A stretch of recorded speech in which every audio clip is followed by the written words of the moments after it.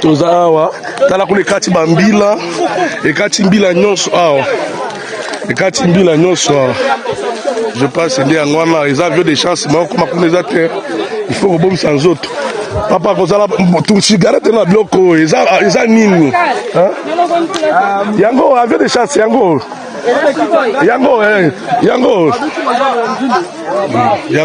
mapapi yango oyo mabawa dindi yango na Bon mercredi à tous, nos chers téléspectateurs d'Afro Info 243. Merci pour votre confiance et votre fidélité. Minembwe, de nouveaux bombardements attribués à des drones rwandais, une grave violation de l'espace aérien congolais dénoncée. Depuis 3 heures du matin, ce mercredi 17 juin 2026, plusieurs localités sous contrôle des forces armées de la République démocratique du Congo, FARDC, dans les hauts plateaux de Minembwe, sont la cible de frappes répétées menées par des drones attribués à l'armée rwandaise. Selon des sources locales, les appareils ont survolé et bombardé plusieurs entités, notamment Kitavi, Ilundu, la concession du chef Bikino, l'église Selpa Ugeafi, Kakenge, ainsi que les abords du centre de Minembwe, particulièrement le long de la rivière Minembwe. À 10 heures, heure locale, les drones étaient toujours signalés dans le ciel congolais, poursuivant leurs opérations contre ces zones récemment reprises par les FARDC.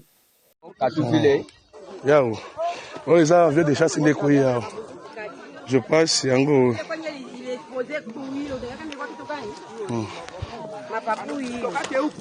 Je pense un jeu de chasse. Cette nouvelle incursion est présentée par plusieurs observateurs comme une violation manifeste de l'espace aérien de la République démocratique du Congo et une escalade supplémentaire dans le conflit qui secoue l'est du pays. Face à l'intensité des bombardements, des milliers de civils ont été contraints d'abandonner leurs habitations pour se réfugier dans la brousse, craignant pour leur sécurité. Les populations locales dénoncent une situation humanitaire préoccupante dans une région déjà fragilisée par des années d'insécurité. Des appels sont lancés au FARDC afin de renforcer les mesures de protection des populations civiles de Minembwe et de ses environs, alors que ces communautés se retrouvent une fois de plus prises au piège des affrontements armés et exposées aux conséquences directes des opérations militaires en cours. S'il vous plaît, prenez une minute pour liker, partager et faire circuler cette information afin qu'elle atteigne un maximum de personnes.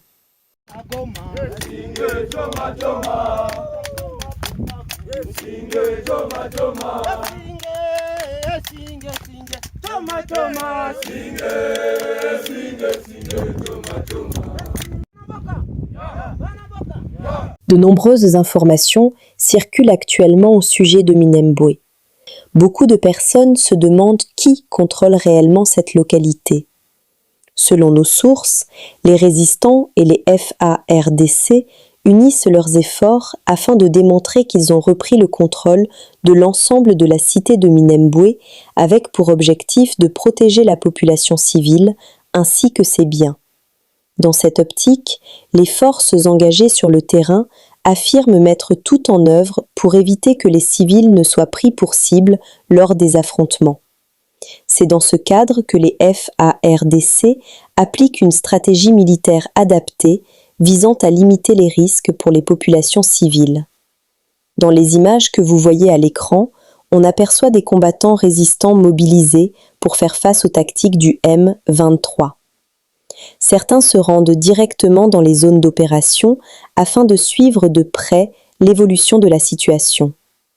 Ces résistants assument une lourde responsabilité en tant que force de réserve aux côtés des FARDC.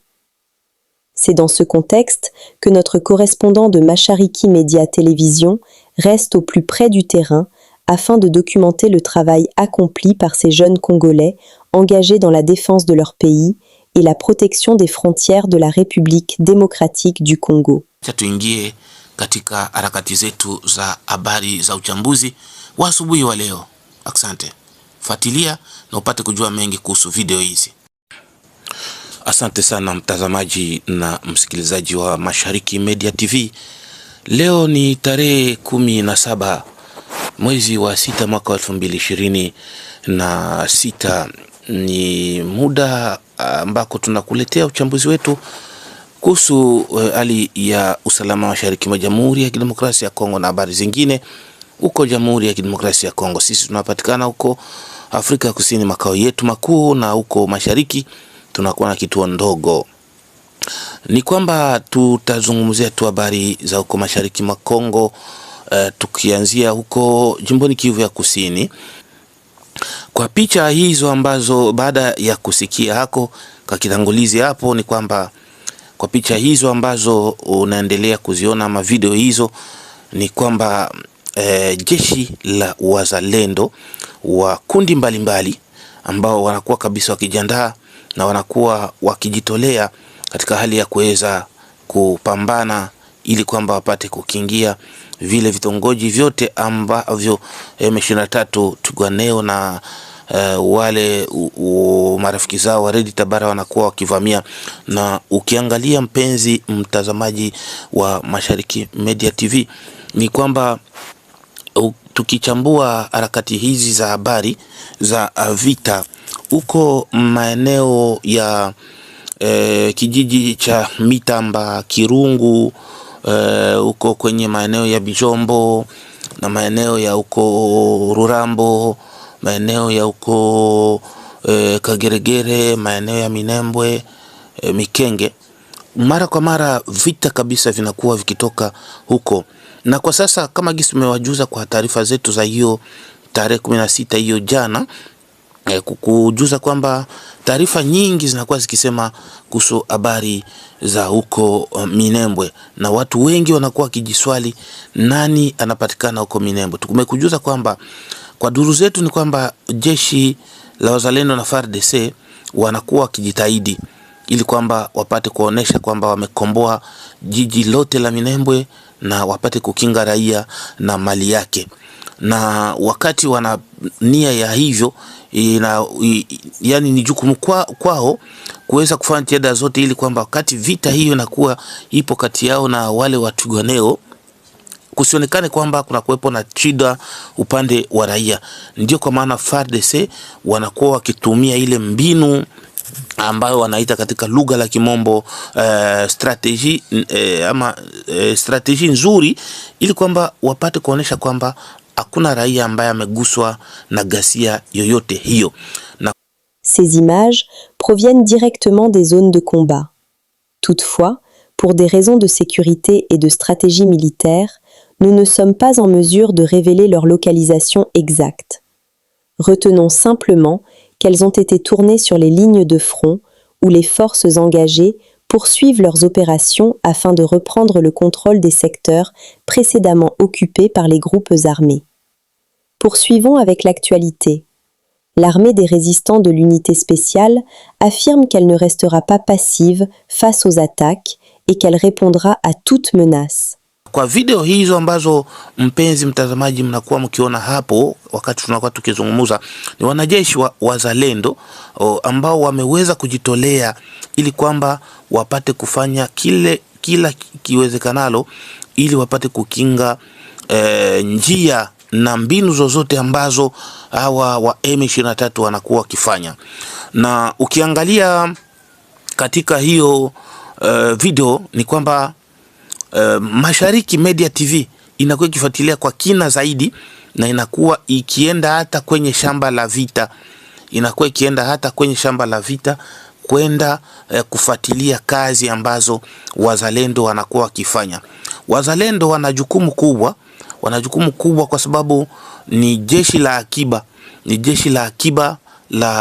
jeshi la FARDC ambao wanaita Reserve Armée de la Défense, ambayo inaitwa RADE, ndio hawa wazalendo. Na wakati swala hili la kuweza kufuatilia sana, ndio kwa maana Mashariki Media TV inakuwa kwa karibu sana kufuatilia namna gani kazi hizo ambazo hawa wa vijana wa Kongomani wazalendo wameweza kujitolea kwa kuweza kukinga nchi yao, kwa kuweza kukinga mipaka ya nchi yao ya kidemokrasia ya Kongo. Ndio kwa maana video hizo ni kwenye shamba la vita. Hatuwezi tukakwambia ni kwenye shamba la vita sehemu gani, kwa sababu hivyo ndivyo hali ya kisiasa inasema, ama hivyo ndivyo hali ya usalama inasema, ila tukujuze tu kwamba hapo ni kwenye shamba la vita na wanakuwa wakijipanga maeneo make vilivyo, ili kwamba wapate kuhakikisha wanadhibiti maeneo yote ambayo jeshi waasi walikuwa wakimiliki. Selon plusieurs sources, les groupes armés utilisent régulièrement les zones montagneuses pour leurs déplacements, notamment sur les axes reliant Kaziba à Minembwe. Les résistants déployés dans les montagnes ont pour mission de surveiller ces mouvements, tandis que ceux positionnés dans les zones basses sont appelés à renforcer les opérations dans les hauteurs afin de repousser toute progression ennemie. Dans les secteurs de Lulenge, d'Itombwe et dans plusieurs autres localités du territoire de Fizi, des informations font état de tentatives d'infiltration menées par des groupes armés. Face à cette situation, les FARDC poursuivent leurs opérations de surveillance et de sécurisation afin de neutraliser toute menace et de rétablir l'autorité de l'État. Voilà les informations dont nous disposions concernant Minembwe. Imani Mtabona, unatokea wapi?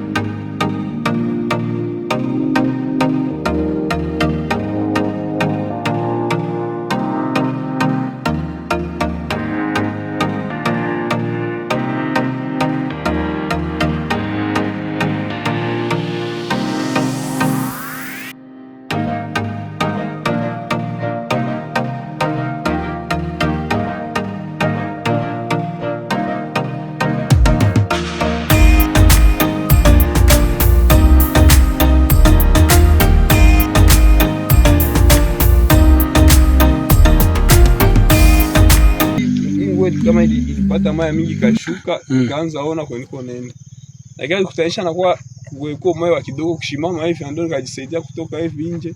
Hasa niangalie upembeni kaona hii masinga inapita mwanani barabara, na ndio nikapanda hivi barabara ndio nikachomokia pembeni na position ya basoda FARDC basoda. Sasa wakati ulifika kwa FARDC walikufanya nini? Hakuna, bali karibisha kaniambia uko nimero ya ndugu yako, nikapana nimero wakapima kuita haikupita. Ndio sio kanambia nakuja kwa mkuu na ndio nione kisha. Njoo gisi unafika hapa. Sawa sawa. Unasema tena jina wengi wa nani? Imani Mtabwe.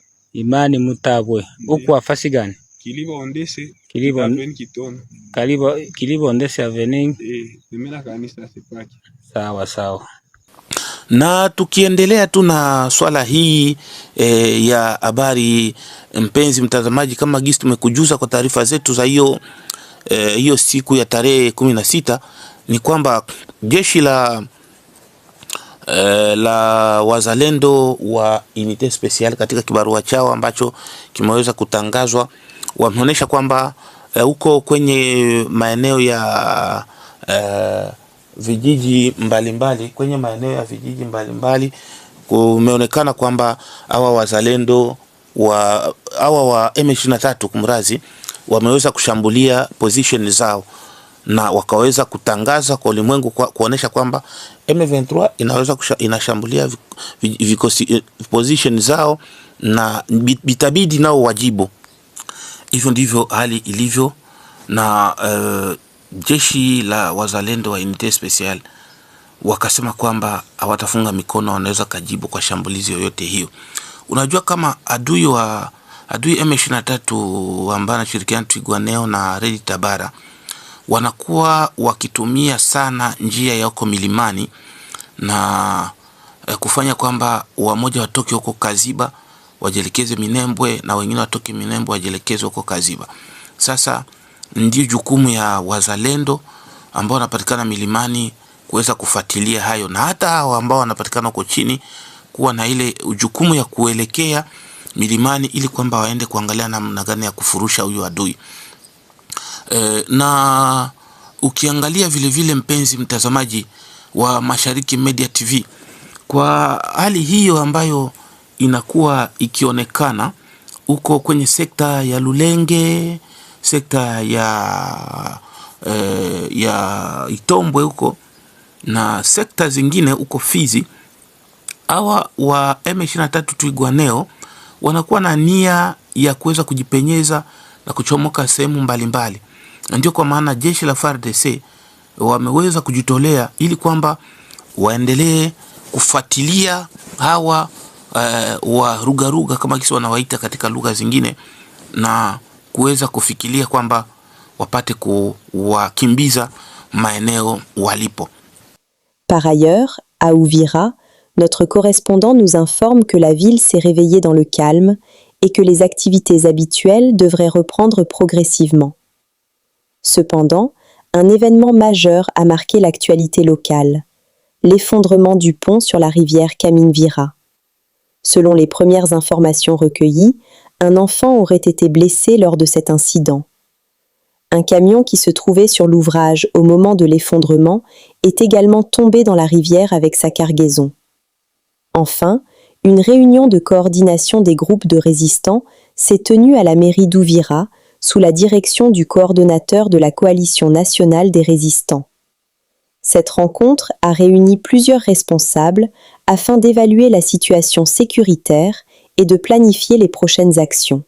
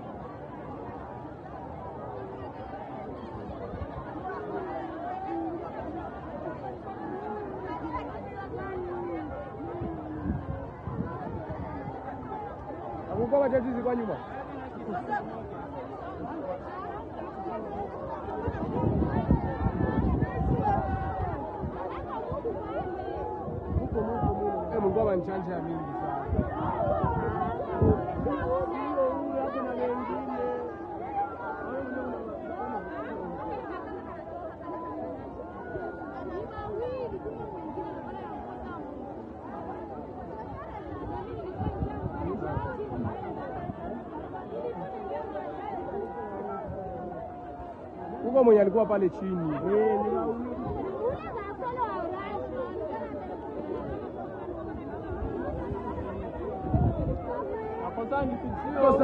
Kosa walikuwa washaiua.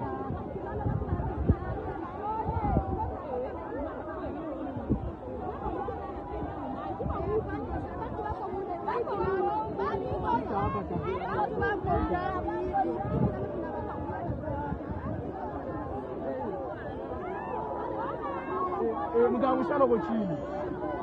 Niko sikumuliwa kwa sikumana mbaya. Hapa ni pasi mbaya. Ndio anavunjika huyu. Anavunjika mbaya sana. Mbaya. Alikuwa anasaki kichwa. Bima.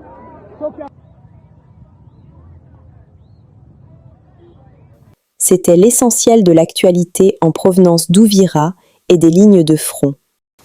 Hivyo ndivyo taarifa zetu zilizo, mtazamaji na msikilizaji wa Mashariki Media TV.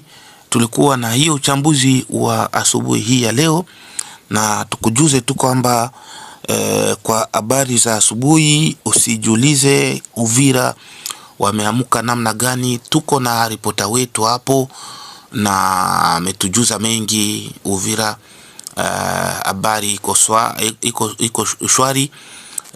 Habari iko shwari kwa wakati huu asubuhi, wameamuka vizuri, na natumaini ya kwamba kwa punde kidogo shughuli zao zitaanzika kama kawaida. Ila kwa taarifa ambazo tumepata huko Uvira ni kwamba kilalo chao, hiyo ni habari nyingine, kilalo chao cha mto Kaminvira kimeweza kuanguka na kufanya jeraha, kwa taarifa ambazo tumepewa kwamba kulikuwepo na mtoto mmoja ambaye amepata shida, na vile vile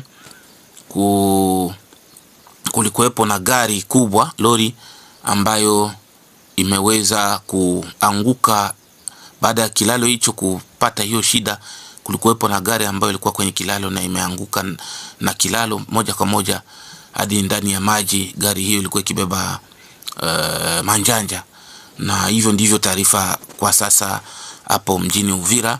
Na kuna kuwepo na kikao kimefanyika cha wazalendo, coordination za wazalendo, ambayo ilikuwa kiongozwa na huyu Samadari Mwami Mbasi, kordo wa Coalition Nationale ya wazalendo ambao wanaongozwa kijeshi na Kamama, ambao wameitisha vikundi vyote vya wazalendo huko kwenye chumba cha meya wa mji kupanga namna gani wanaweza kufanya kitu cha kusapoti rais wa nchi ya Jamhuri ya Kidemokrasia ya Kongo. Hivyo ndivyo habari tunazo kutoka huko Uvira kwa jana, na hata asubuhi wameamuka vizuri.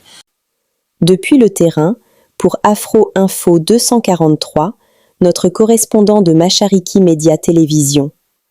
S'il vous plaît, prenez une minute pour liker, partager et faire circuler cette information afin qu'elle atteigne un maximum de personnes. Je suis Madame Mami Bangonda, responsable de sûreté et de sécurité au Centre des opérations d'urgence et santé publique de l'INSP RDC. Nous venons de suivre une formation de l'évacuation médicale dans le contexte de la MVE. Et c'est une formation qui est centrée sur l'évacuation sécurisée d'un malade contaminé.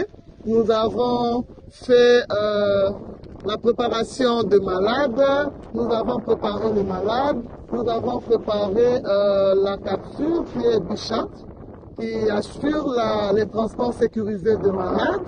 Nous avons préparé tous les équipements de malades, nous avons préparé tous les équipements de l'appareil, de l'Epichat, et nous avons assuré le bon fonctionnement de l'appareil et nous avons stabilisé les malades. Nous avons évacué les malades de Nyakoundé jusqu'à l'aéroport de Bunia. C'est un exercice de stimulation. Nous avons croisé quelques difficultés dans les ports d'épis, dans la préparation des solutions chlorées, dans l'environnement des ports et retraits des épis. Mais nous avons simulé les deux équipes d'évacuation et de réception des malades. Les malades étaient stabilisés. Nous avons remplacé la batterie en plein vol. Et ça aussi, c'est une difficulté que nous signalons. Donc, cela demande beaucoup plus d'attention dans l'évacuation des malades.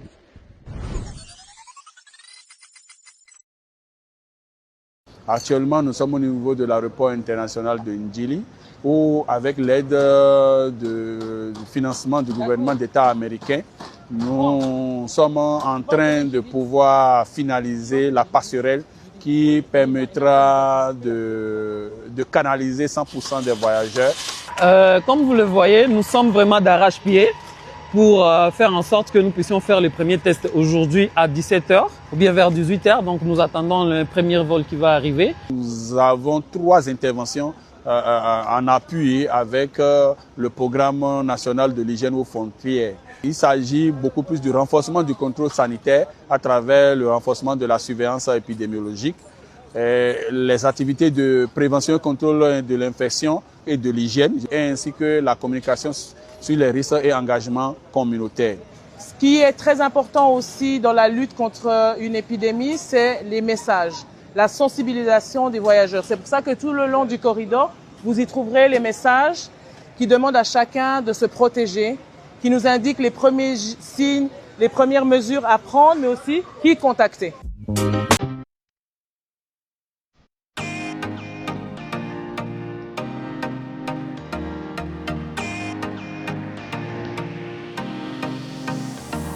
Oui, c'est encourageant, ça montre qu'on est réactif par rapport à cette pandémie, mais également le temps, moins de temps possible après que nous ayons atterri.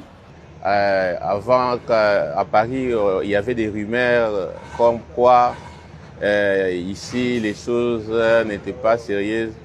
Mais quand je suis venu ici, je me suis étonné de voir les dispositifs ici. En tout cas, c'est une bonne chose. Ça sera vraiment bien pour la santé parce que la santé n'a pas de prix. Le tout premier test, je dirais que quand même c'est une réussite d'abord d'avoir cette facilité qu'on a mis ici. Donc ça s'annonce bien. On s'améliore, on a commencé, mais on vous promet ça va faire être à 100% perfect.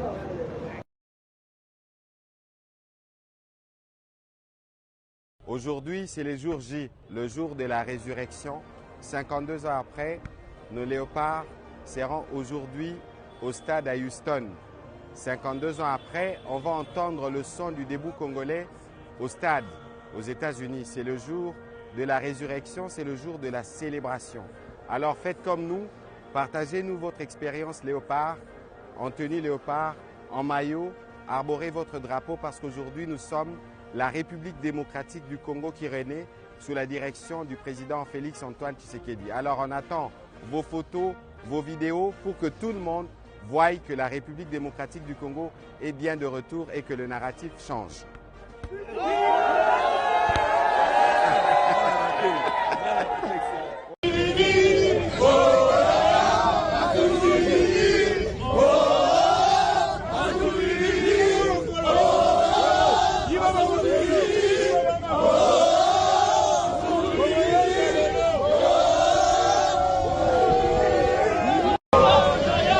Nous sommes arrivés à la fin de cette édition. Merci à vous de nous avoir suivis jusqu'ici.